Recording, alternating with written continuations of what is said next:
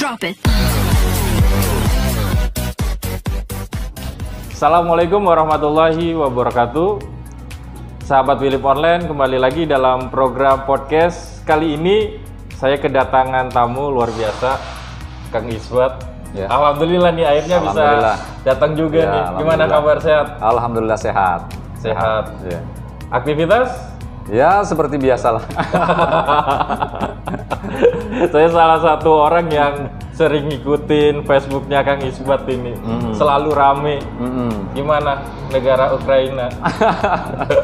Bukan itu. Iya, iya. Mantap sindirannya. Iya memang Cilegon ini apa ya, kota kecil yang menarik gitu ya.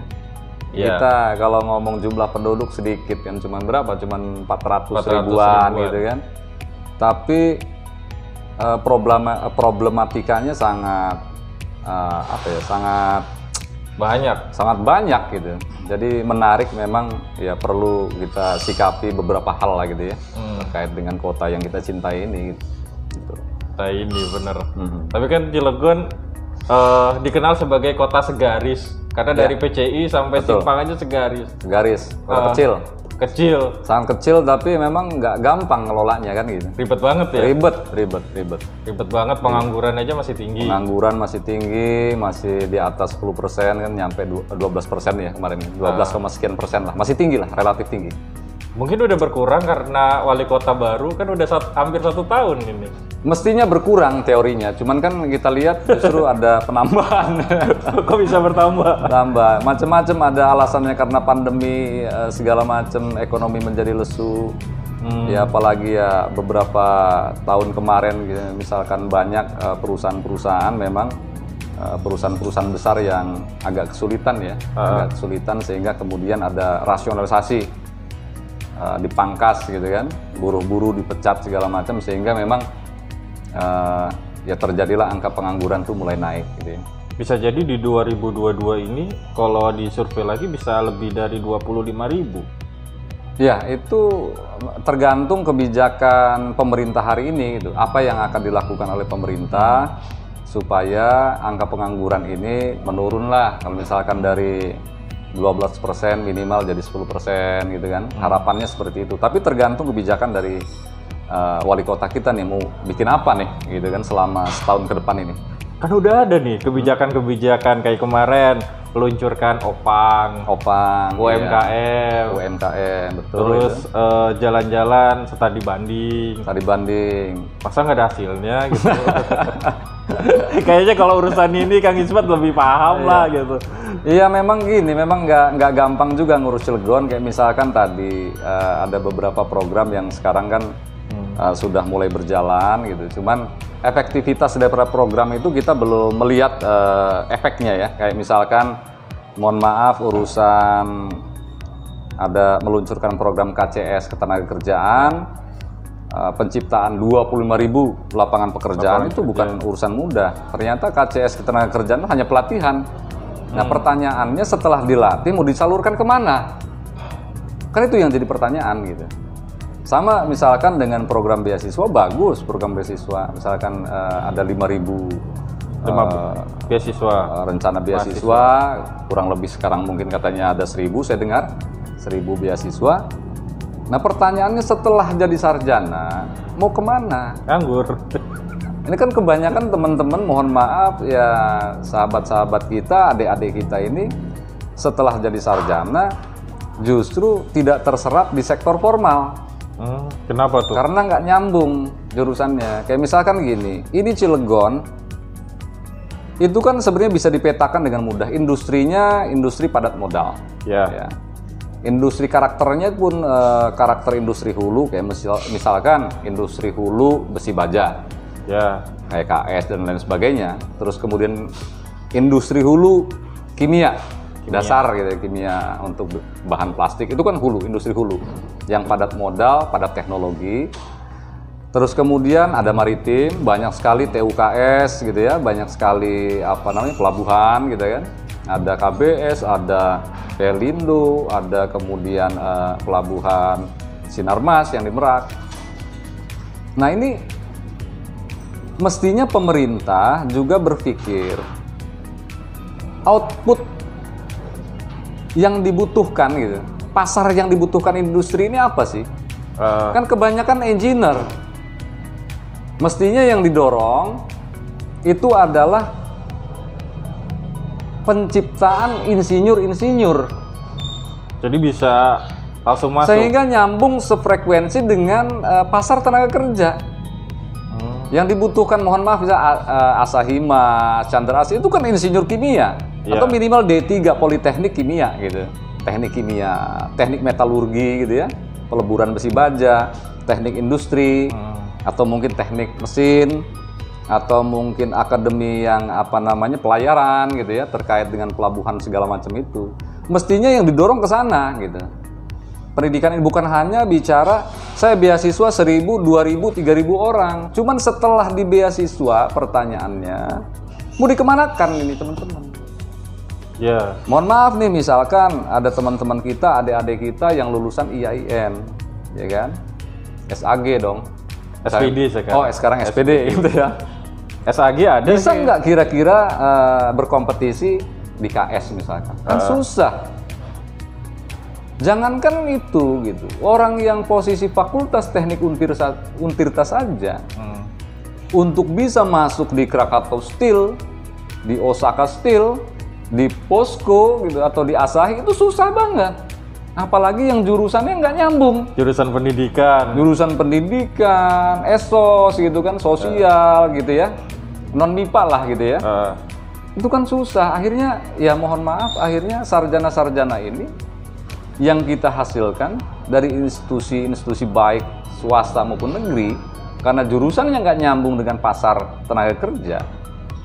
Yang notabene saya sebutkan tadi, kita membutuhkannya apa yang memang memahami keteknikan gitu di bidang industri besi baja, kimia, atau makanan ya kayak pabrik gula dan sebagainya, terus kemudian maritim. Ya susah gitu, berat. Sehingga kebanyakan teman-teman kita, adik-adik kita ini bukan terserap di sektor formal, tapi informal gitu, usaha kecil-kecilan. Nah, sementara usaha kecil-kecilan ini kan kompetisinya keras, jadi nggak gampang juga itu menciptakan pengusaha-pengusaha nggak gampang. Nah, inilah yang jadi masalah gitu ya. Kayak misalkan ya terutama tadi masalah pengangguran, penciptaan 25.000 lapangan tenaga kerja itu saya kira dengan program, mohon maaf Pak Heldi ini, dengan program KCS ketenagakerjaan itu saya sangat pesimis itu bisa mengurangi angka pengangguran. Ya. Semestinya Pak Wali Kota yang tampan ini kan ya, ganteng kan. Wali Kota ini kita nih ganteng, pinter nyanyi lagi. Hebat kan ya. Setiap diundang nyanyi. Oh, nyanyi terus gitu, di mana-mana nyanyi. Maksudnya tolonglah urusan kayak misalkan kebijakan gitu. Kemarin ya teman-teman di Dewan tuh bikin ada Perda Inisiatif Perlindungan Tenaga Kerja Lokal gitu ya. Dengan harapan ketika ada investasi yang masuk, maka ada prioritas tenaga kerja lokal. Mestinya ini yang mendorong ya Pak Wali Kota, karena janji kampanye penciptaan 20.000 lapangan pekerjaan. Harus dikawal ya. Harusnya Wali Kota yang inisiasi ini. Artinya Perda itu kan bisa inisiatif dari Pemkot maupun inisiatif dari Dewan sendiri. Malah ini yang inisiatif dari Dewan. Lah, Dewan kan bukan Wali Kota. Maka saya jujur rada aneh gitu. Kenapa Pak Wali Kota tidak berpikir untuk melindungi, memberdayakan pengangguran sehingga mereka kerja, itu dilindungi lewat payung hukum. Payung hukumnya Perda. Perda dilapisi sama Perwal. Dilapisi sama Perwal. Sehingga ada semacam proteksi perlindungan bagi tadi tenaga kerja kita yang tadi notabene memang kualitasnya mohon maaf kurang karena tadi nggak nyambung gitu. Banyak yang ya dibutuhkannya keteknikan ini keluarnya dari yang non MIPA kan, ini jadi masalah. Sehingga itu perlu ada proteksi lewat Perda misalkan ya, atau Perwal atau apalah gitu ya. Mestinya itu gitu yang dilakukan, karena kalau pakai strateginya hanya KCS pelatihan aja sangat sulit. Sangat sulit. Dulu ada program, mohon maaf, di Posko ada program vocational training. Apa itu? Vocational training itu ya pelatihan kerja gitu ya. Dulu di KS juga sama, ada vocational training untuk adik-adik kita gitu ya, dilatih tiap tahun berapa orang gitu. Cuman hanya dilatih. Maksudnya enggak? Nah, ditempatkannya di mana setelah dilatih? Ini kan jadi problem gitu. Nah, itu yang jadi masalah ya. Itu terutama terkait dengan janji kampanye Pak Heldi ya, terkait apa namanya? Tenaga kerja, penciptaan lapangan pekerjaan, 25.000 lapangan pekerjaan. Itu bukan mudah. Sekarang kan yang lagi aktif justru UMKM. Di setiap kecamatan sering ada pelatihan UMKM kayak gitu. Ya, termasuk program KCS di dalamnya kan bantuan UMKM 25 juta gitu ya, cuman bertahap, katanya 5 juta, dan 5 juta saya heran kemarin, saya nggak tahu itu ya, kok bisa jadi 1 juta. 1 juta? Ya, 1 juta itu kemarin kalau nggak salah realisasi. Maaf nih Kang, yang menerima 1 juta itu apakah dapat KCS dulu saat kampanye apa baru gitu? Kan ini kan udah nggak ada lagi nomor 4, nomor 1, nomor 2, itu nomor ya 3. Mestinya terlepas urusan pilkada itu udah ada beres, ya mestinya siapapun itu ya berhak ya, yang misalnya pelaku usaha mikro terutama gitu. Karena kan kalau kita bicara misalkan taruhlah bantuan 5 juta, 1 juta atau 5 juta, itu kan usaha mikro maksudnya gitu. Nah, dari 5 juta kok kemarin kok realisasinya 1 juta, saya heran. Saya berani taruhan, saya kasih uang 1 juta ke Pak Heldi. Usaha apa 1 juta? Bikin keripik? Bikin keripik. Saya nggak yakin itu. Usaha 1 juta tuh gimana gitu. Kalau 5 juta masih masuk akal lah gitu ya. Masuk akal, gorengan apa bisa lah gitu ya. Buka rumah makan rabek juga kan nggak cukup. Nggak cukup. 1 juta tuh sangat kecil. Jadi aneh ini program ini. Makanya saya pesimis juga gitu terkait masalah KCS apa namanya? Bantuan UMKM itu ya kalau besarannya 1 juta ya gimana gitu ya. Dulu zamannya Pak Iman juga ada program itu. Program bantuan UMKM. Ya, kerjasama dengan KS. Kalau sekarang kan ganti nama nih. Kartu. Sama kayak UMKM bentuknya kartu tapi ini dikerjasamakan sama Bank BJB. Jadi dikerjasamakan dengan Bank BJB ini pinjaman bukan bantuan cuma-cuma. Pinjaman 0% bunganya, tapi harus dikembalikan. Ya, yang namanya gitu. Utang ya. Namanya hutang judulnya, bukan bantuan gitu kan. Walaupun di KCS kan bantuan judulnya, tapi ini faktanya hutang gitu kan. Hutang yang tidak ada bunganya gitu, tapi hutang gitu. Nah, mending hutangnya mungkin 5 juta 10 juta, ini hutangnya cuma 1 juta kan tanggung gitu. Nanggung banget. Saya bingung usaha apa 1 juta ya. Di zaman sekarang usaha 1 juta tuh usaha apa? Kalau seandainya 1 juta itu nggak balik, kan banyak tuh yang nerima.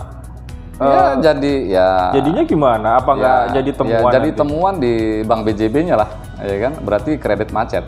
Nah, yang nanggung? Yang nanggung Bank BJB. Kan bukan hutang sama Pemkot, hutangnya kan sama Bank BJB gitu. Apakah itu dikonversi terkait CSR atau apa saya nggak tahu itu ya. Tapi intinya itu Bank BJB kan gitu. Yeah. Karena ya Pemkot juga punya saham di Bank BJB walaupun nggak besar kan gitu. Padahal Pemkot juga kan punya bank ya. Punya bank BPRS. Kenapa itu tidak difungsikan gitu tuh? Saya nggak paham juga. Itu juga memang jadi concern kita. Kita ini sudah menjadi kota madya ya, sudah 20 tahun. Kita punya bank BPRS. Tapi ini kok masih menggunakan bank BJB. Kalau saya jadi wali kotanya, saya jual saham bank BJB itu, saya masukkan dananya untuk nyuntik dana ke BPRS. Sehingga seluruh putaran uang, gajian PNS segala macam lewat bank BPRS, kita besarkan bank BPRS. Kan itu milik kita. Tapi sekarang masih di BJB. Kan sekarang kalau nggak salah masih bank BJB. Aduh, iya. Kenapa sih ya, istilahnya kita udah 20 tahun ini kan jadi kota madya kok masih mengandalkan bank BJB gitu. Kita punya bank sendiri kok. Kenapa nggak kita besarkan itu? Iya, regulasi bisa diatur sendiri. Atur kan? Bisa diatur, regulasi perda bisa dibuat, perwal bisa dibuat kok. Itu perkara yang mudah. Gitu. Nah, kalau seandainya KCS ini benar-benar tidak terrealisasi ya, masyarakat bisa nuntut nggak sih? Kan kemarin banyak tuh yang nuntut. Iya, ya saya kira kalau dari sisi hukum susah juga nuntutnya, cuman yang pasti tingkat kepercayaan masyarakat terhadap pemimpinan Pak Heldy dan Sanuji pasti berkurang. Ya jangan haraplah Pak Heldy bisa 2 periode nanti, karena pasti masyarakat akan kecewa. Makanya kita dorong Pak Heldy untuk memenuhi janji-janjinya. Itu sebenarnya demi kebaikan Pak Heldy juga kok. Iya. Kalau dia penuhi janji-janjinya, ada kesempatan dia untuk 2 periode. Kan berarti kita bantu dia dong. Iyalah. Kang Ismet pernah ada komunikasi dengan Pak Wali, ini lo harusnya kayak gini gitu. Kita pernah waktu itu bikin surat audiensi ke Pak Wali Kota secara resmi dengan beberapa teman-teman. Ya alhamdulillah sampai hari ini surat itu tidak ditanggapi. Tadinya kita mau kasih masukan-masukan terkait dengan refleksi 100 hari kepemimpinan Pak Heldy, kan kita bikin acara dulu gitu kan di Aula Dewan. Nah, masukan-masukan dari kawan-kawan itu kita bikin resume, poin-poin pentingnya kita sampaikan. Ingin langsung kita sampaikan ke Pak Heldy, cuman Pak Heldy-nya nggak berkenan. Ya gimana lagi, saya nggak bisa komunikasi ya. Sama curhatan kemarin Teh Silvi katanya nggak bisa komunikasi susah, juga. Iya. Makanya rencananya saya dengan teman-teman setelah dulu bikin agenda 100 hari kepemimpinan Pak Heldy Sanuji, nanti di 26 Februari 2022, 1 tahun ya? Iya, itu genap 1 tahun. Jadi kita mau nge-haul. Haul itu bukan mendoakan orang mati, bukan. Tadi ya, saya mau ngomong itu. Nge-haul bukan mendoakan orang mati. Haul itu bahasa Arab, artinya 1 tahun. 1 tahun. Iya. Nah, itu nanti akan mengundang semua elemen masyarakat Kota Cilegon. Bentuknya seperti apa nih Kang nanti? Ya sebenarnya acaranya sama seperti kemarin diskusi, cuman ya ada orasi terbuka juga dari beberapa elemen gitu ya, untuk menyampaikan aspirasinya. Nanti kita buat resumenya, ya kita nanti sampaikan lagi ke Pak Wali Kota. Kita akan buat surat lagi, kalaupun nggak diterima ya sudah lah gitu. Namanya masyarakat, kita nggak punya apa-apa, ya hanya menyampaikan, mengingatkan. Kalau kita sudah ingatkan, ya mau diterima alhamdulillah, nggak diterima ya nggak jadi masalah. Gitu. Karena apa yang disampaikan juga untuk kebaikan bersama. Untuk kebaikan baik Pak Wali maupun masyarakat. Gitu. Masyarakat. Iya betul. Tapi nggak bosen dong untuk selalu. Nggak bosen. Makanya selalu rame. Makanya ya kita nggak pernah bosan mengingatkan pemimpin kita. Karena apa? Karena kita mencintai kota ini. Ya. Kota ini punya banyak potensi yang luar biasa yang belum tergali. Sayang gitu ya, sayang. Artinya siapapun pemimpinnya, ya kita berharap akan terus kita kawal supaya apa? Supaya kesejahteraannya meningkat. Jangan sampai masa kita kota industri penganggurannya nomor 1, kan pernah kita. Nomor 2 ya. Nomor 2 seprovinsi Banten. Kan malu lah. Kita cuman ngelola orang, ngatur orang cuma berapa, 400.000 kok penganggurannya nomor 2 gitu kan dulu ya. Saya juga punya beban moral sendiri ketika berkunjung ke rumah saudara yang ditanyain, ada lowongan kerja tak? Ya betul. Tolong segi nganggur anak kita. Jadi kalau mau silaturahmi ke saudara itu yang ditanya bukan apa kabar atau ngobrol enak kayak gitu. Yang ditanya ada lowongan kerja orang. Betul. Itu memang fakta, artinya saya alami secara pribadi, saya alami itu. Bagaimana misalkan entah itu saudara, teman apa, yang ditanya itu lowongan kerja. Lowongan kerja ya? Lowongan kerja. Karena memang ya Cilegon ini apa ya, memang kota penuh harapan gitu ya. Industri yang luar biasa, investasinya masuk terus, triliunan rupiah gitu ya. Orang berharap, orang pada datang ke sini untuk bisa bekerja gitu. Jadi bukan hanya warga Cilegon yang ber-KTP yang mencari pekerjaan, bahkan dari luar juga datang. Nah itu kan harus diantisipasi ya. Iya. Dari berbagai daerah, apalagi kalau udah musim lulusan sekolah kayak gitu, SMA makin banyak. Atau apa sarjana gitu kan, semakin banyak tuh membludak gitu kan. Itu di rencana undang-undang kerja itu diatur juga nggak Kang? Ya di Raperda itu memang dulu Raperda Perlindungan Tenaga Kerja Lokal ini sebenarnya sempat digagas dulu, cuman nggak berjalan. Nah sekarang diinisiasi lagi gitu ya, supaya yang penting tidak Raperda ini atau perda yang kita buat ini tidak bertentangan dengan aturan hukum di atasnya, kayak misalkan PP atau dengan undang-undang. Saya berdiskusi dengan Ketua Komisi 2 ya banyak hal tentang terutama masalah perda ini. Memang Pak Fatur Rohmi bilang bahwa memang lagi kita siasati bagaimana ini supaya tidak ditolak oleh Kemendagri. Gitu. Karena nggak boleh namanya perda itu bertentangan dengan aturan hukum di atasnya, gitu, dengan PP atau dengan undang-undang. Gitu. Ada poin-poin khusus nggak yang di dalam raperda itu untuk melindungi tenaga kerja atau masyarakat Kota Cilegon deh? Memang nanti gini, karena memang perda itu idealnya memang harus ditopang oleh perwal. Jadi bahasa-bahasa di perda ini kan pasal-pasalnya biasanya rada umum, nggak spesifik. Nah, spesifiknya itu ada di perwal nanti. Misalkan harus sekian persen tenaga kerja lokalnya, itu lebih detailnya sebenarnya mestinya itu ada di di perwalnya gitu. Kalau dulu kan sempat ngedengar katanya masyarakat lokal atau masyarakat asli Cilegon 70% untuk bisa masuk. Ya itu tuntutan-tuntutan yang dilayangkan oleh masyarakat, oleh organisasi-organisasi bahwa ketika ada investasi masuk ke Cilegon, harapannya 70% harus merekrut SDM lokal, gitu kan, 30% boleh bebas gitu dari manapun gitu. Tapi realitanya, maaf nih, beberapa minggu yang lalu kan sempat kedatangan teman-teman dari Gerep. Ada masalah perekrutan juga di sana, dari 69 orang yang diterima hanya 2 orang. Ini kan ya, jauh banget gitu. Itu yang jadi masalah tadi. Jadi kebutuhan industri ini tadi lebih banyak yang dibutuhkan. Kalau misalkan SMA sederajat itu IPA, bukan IPS, kan gitu. Kalau industri-industri ini kebanyakan yang dibutuhkan IPA. Nah sementara SDM kita ini kebanyakan IPS ketimbang IPA, itu satu. Nah sarjana tadi sama, sarjana yang dibutuhkan sarjana teknik, ini sarjana yang non teknik. Nah ini yang jadi masalah gitu ya, masalah bagi kita. Sehingga perlu ada intervensi pemerintah, didorong anak-anak ini SMK terutama diperbanyak, mestinya SMK, terus didorong juga anak-anak itu ke IPA. Karena apa? Tenaga kerja, bursa tenaga kerja di industri itu yang dibutuhkan itu kebanyakan. Lulusan IPA kalau SMA sederajat atau SMK atau yang teknik, sarjana teknik atau misalnya politeknik gitu. Itu yang dibutuhkan. Mestinya harus ada diarahkan ini, arah kebijakan pendidikannya harus diarahkan.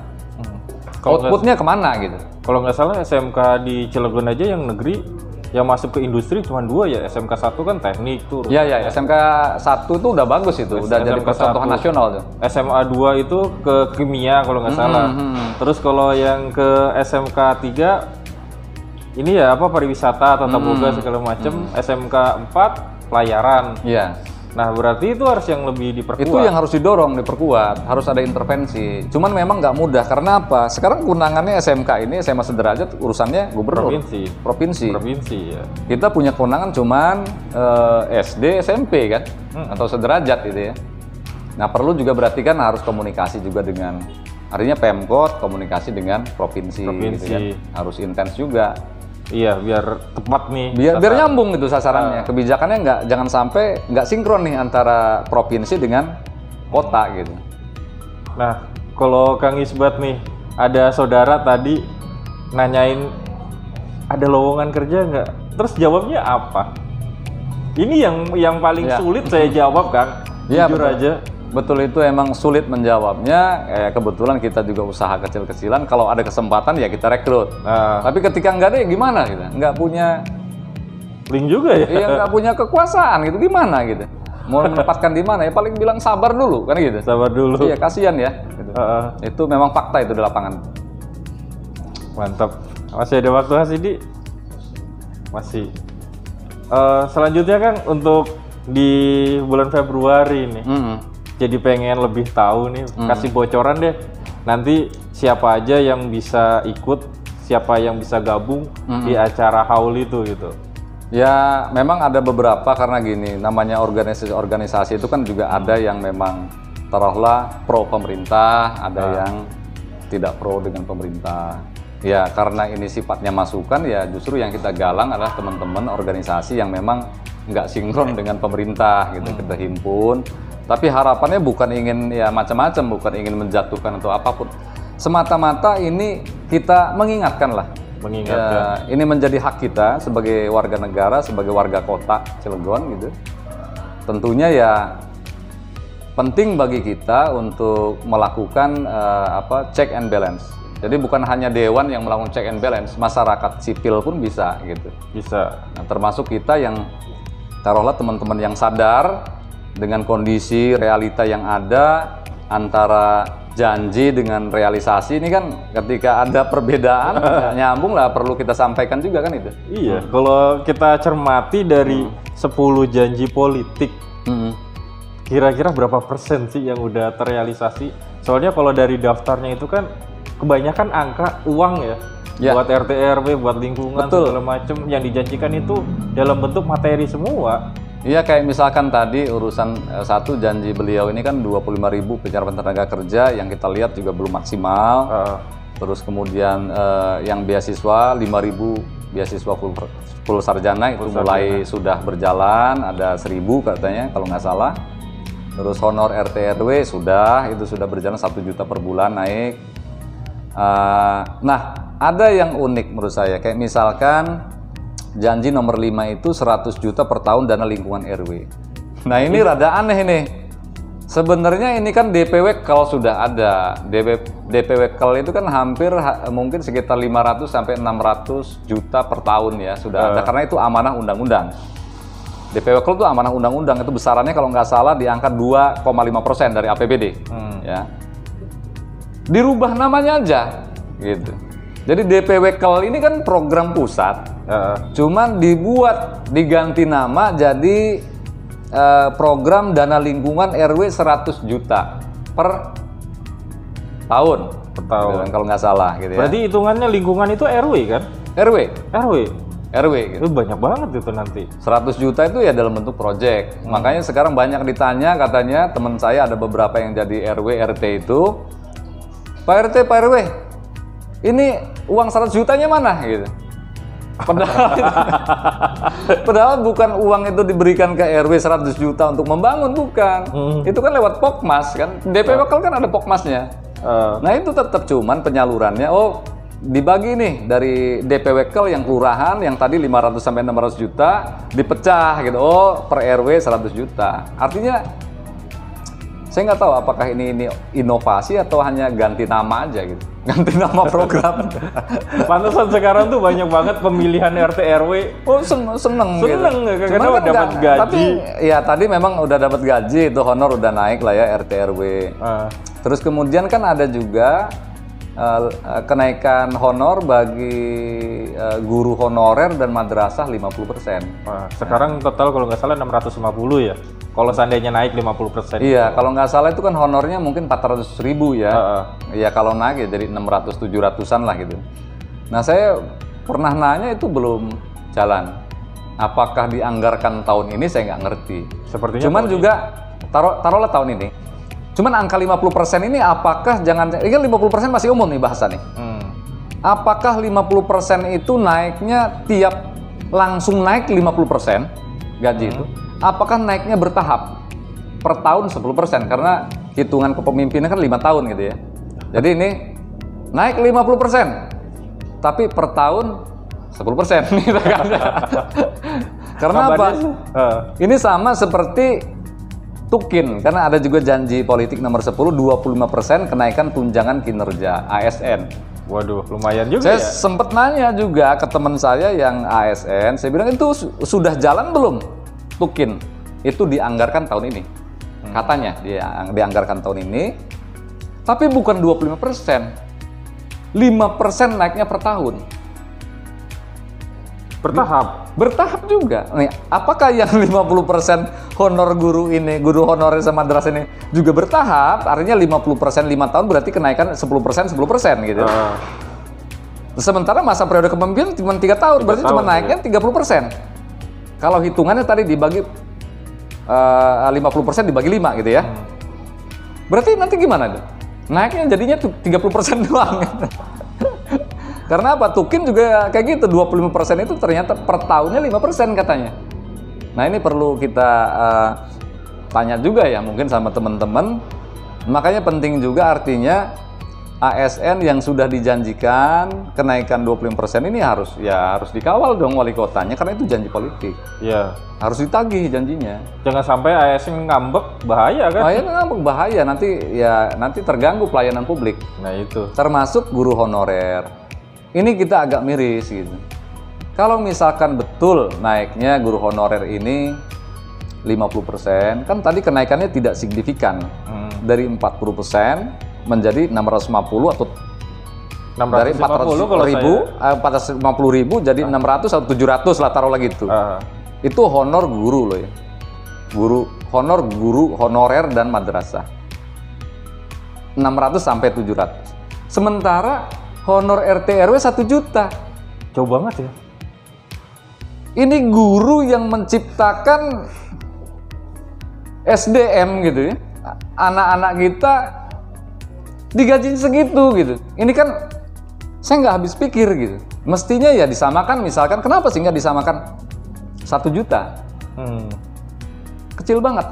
Lagian ini dirapel juga kan. Yang jadi masalah kan per 3 bulan. Nah seringnya sih emang dirapel. Iya. Kabarnya. Ini dirapel gitu. Sampai sekarang pun kalau nggak salah juga nanti juga akan dirapel aja. Dirapel juga tuh. Jadi per 3 bulan dibayarkan. Saya sangat miris juga, rada kaget gitu. Saya karena nggak tahu gitu ya. Saya tanya berapa sebenarnya honor guru honorer madrasah? 400.000, subhanallah. 400.000 tuh bisa apa? Kita di Cilegon 400.000 tuh bisa makan apa 400.000 gitu? Saya nggak habis pikir itu. 400.000 tuh untuk apa gitu? Maksudnya kasihan. Ini perlu dipikirkan oleh kita semuanya, bukan hanya oleh wali kota ya, oleh masyarakat juga. Masa sih guru honorer tunjangannya gajinya 400.000, 500.000, 600.000 kan kasihan. Kasihan. Apalagi kalau dibandingkan sama UMR Cilegon. Apalagi dengan UMR yang sudah 4 juta gitu kan? Iya. Ya artinya ini jadi maksudnya ya perhatian kita ya. Ya makanya ya harus guru-guru honorer ini harus berhimpun dalam organisasi ya harus sering juga bersuara lah. Kita akan bantu itu. Kalau misalkan teman-teman guru honorer butuh bantuan, kita akan bantu untuk menyuarakan ya terkait dengan honornya. Sayang lah, kasihan lah. Masa 400.000, 500.000 ya. Kasihan ini. Belum lagi kan ada taman bermain atau ruang publik di 43 kecamatan. Iya, kelurahan. Ada 43 janji politik nomor 8, 43 ruang terbuka publik, terus kemudian 8 fasilitas hobi dan komunitas. Nggak tahu nih hobi komunitas maksudnya ruang karaoke atau apa gitu, saya nggak paham ya. Terus kemudian yang buat karaoke udah digusur yang di CLS, gimana? Iya ini, karena kan hobi, kalau hobinya karaoke gimana? Nah, terus kemudian 8 puskesmas dengan fasilitas, utilitas, dan SDM yang handal. Ya tahun kemarin belum ada, ya mungkin dianggarkan tahun ini seperti apa. Ini juga artinya dari semua program-programnya Pak Heldi ini, saya kira bagus. Tapi ya untuk merealisasinya nggak akan mudah gitu ya, nggak mudah. Cuman sayangnya saya kok nggak ada, ini kan semuanya menghambur-hamburkan uang nih. Ini bicara program ini pembiayaannya kan pakai duit. Ada. Tapi kan kok enggak, maksudnya ini kan janji kampanye. Ini kan butuh duit banyak. Ya kan? Iya. Kok nggak ada program misalkan untuk meningkatkan PAD? Kok nggak? Saya nggak lihat. Nah itu, kenapa itu? Harusnya kan kalau dengan PAD-nya naik, iya, kesejahteraan gampang tuh dibagi-baginya. Ya karena gini, kita bicara APBD, itu APBD kan ada aturan yang mengatur APBD itu. Undang-undang segala macam lah ngaturannya. Kayak misalkan untuk anggaran untuk pendidikan kan nggak bisa otak-atik 20%. Kan gitu. Terus kemudian anggaran kesehatan kalau tidak salah harus 10%. Terus kemudian untuk anggaran infrastruktur 5%. Terus anggaran untuk DPWKL 2,5%. Itu nggak bisa diotak-atik. Terus kemudian belum lagi untuk menggaji ASN kita. Itu kan menghabiskan banyak. Jangan dianggap hampir 2 triliun APBD kita ini, itu semuanya untuk membangun. Tidak. Kan untuk operasional juga gimana? Untuk ASN-nya mungkin itu hampir 60%. Nah, sisanya itu yang dibagi-bagi ke dinas-dinas dan lain sebagainya. Artinya jangan dilihat angkanya yang 2 triliun kurang itu ya, 1, sekian ya, 1,8, 1,9. Tapi kalau kita lihat anggaran di dinas segala macam itu ya terbatas juga.